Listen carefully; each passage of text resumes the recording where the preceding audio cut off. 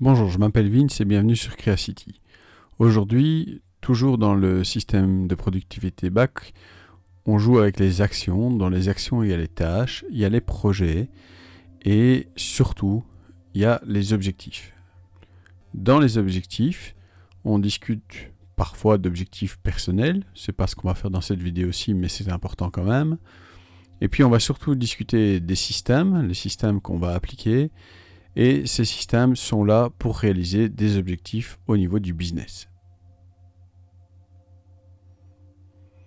Donc, dans notre Notion, qu'est-ce qu'on va commencer par faire? On va commencer par recréer le lien vers les actions pour en faire un toggle comme on a fait la dernière fois.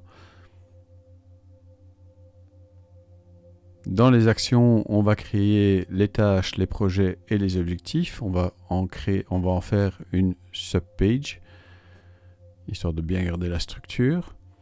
Et à l'intérieur des objectifs, on va créer les objectifs personnels, les systèmes et les objectifs business. Et là aussi, en faire des subpages, toujours pour garder la bonne structure. On va ensuite remettre tout ça joliment en page et on va créer notre première table pour les systèmes. Alors la première chose qu'on va faire, c'est contacter des nouvelles personnes. C'est un des objectifs qu'on a et ce qu'on veut mettre en place, c'est quelles sont les différentes étapes pour contacter des nouvelles personnes en vue d'une collaboration. Et donc je mets en place des étapes que les gens qui travaillent avec moi vont devoir suivre pour bien respecter notre système. C'est divisé en 3 étapes, préparer, envoyer et suivre. Et là-dedans, comme d'habitude avec moi, il y a 3 sous-étapes. Et donc voilà, je mets tout en place pour que ceux qui travaillent avec moi sachent exactement ce que je veux, dans quel ordre, comment est-ce que nous, on fonctionne au sein de la société. Alors, sachant que si on fait tout ça, on a respecté toutes les étapes de notre processus habituel.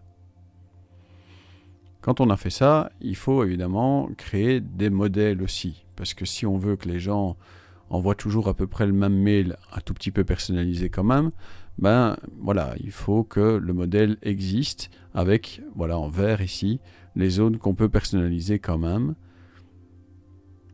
On prend le lien vers ce bloc.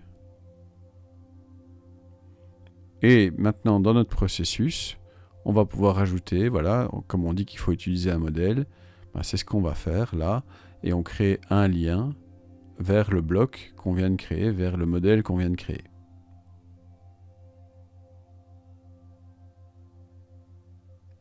Voilà.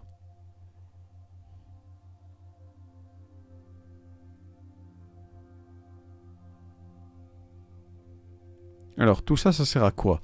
Ben, ça sert quand même à atteindre des objectifs au niveau du business. Des objectifs au niveau du business, ici, ce que je veux moi cette année en 2021, c'est avant tout entamer plus de collaborations, étendre un petit peu mon réseau. Et donc, un des objectifs que j'ai pour l'année 2021, c'est d'établir 12 nouvelles collaborations.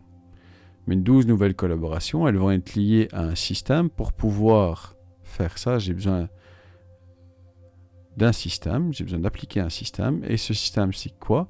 C'est contacter des nouvelles personnes. Et alors je me rends compte, bah oui, si c'est un système, je ne peux pas mettre 12. Je dois mettre contacter des nouvelles personnes pour collaborer, pas spécialement 12. Parce que cette année c'est 12, l'année prochaine sera peut-être 24, 36, 6, si j'en ai plus besoin. Donc c'est lié à un système. Je relie ça aussi à une année. Puisque dans mon rapport annuel de 2021, je vais voir si j'ai atteint mes objectifs de système. Mes objectifs business. Alors pour faire tout ça, j'ai quand même besoin, pour atteindre tous ces objectifs, j'ai besoin de mener des actions, des tâches.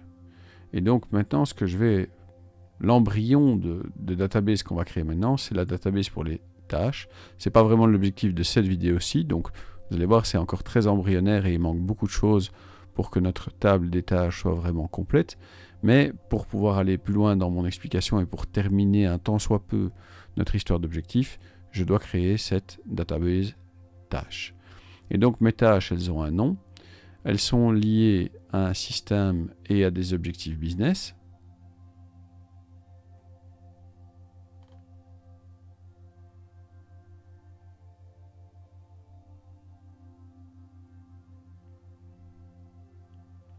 Il y a une date à laquelle je vais faire cette tâche et une date à laquelle j'aimerais bien que ce soit fini, à laquelle ça doit être remis.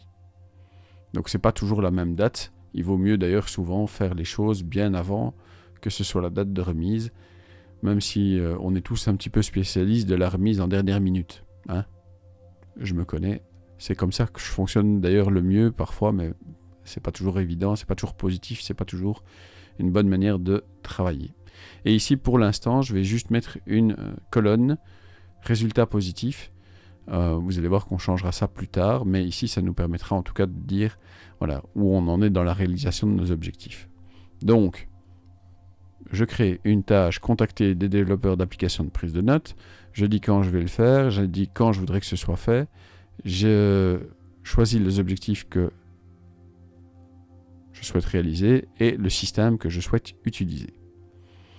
Et il se trouve qu'ici, je dis qu'après avoir fait tout ça, j'ai obtenu 2 résultats positifs. Évidemment, j'ai encore rien fait, mais c'est pour l'exemple et c'est surtout pour vous montrer, pour revenir dans notre table objectif, que je fais ça.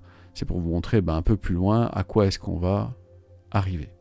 Et donc, dans mes objectifs, maintenant, le but, c'est de voir quand même dans ce tableau-là si on a atteint ces objectifs. Et donc, je vais mettre une nouvelle properties qui va être une properties de style nombre, dire qu'il me faut effectivement 12 nouvelles collaborations, c'est mon objectif.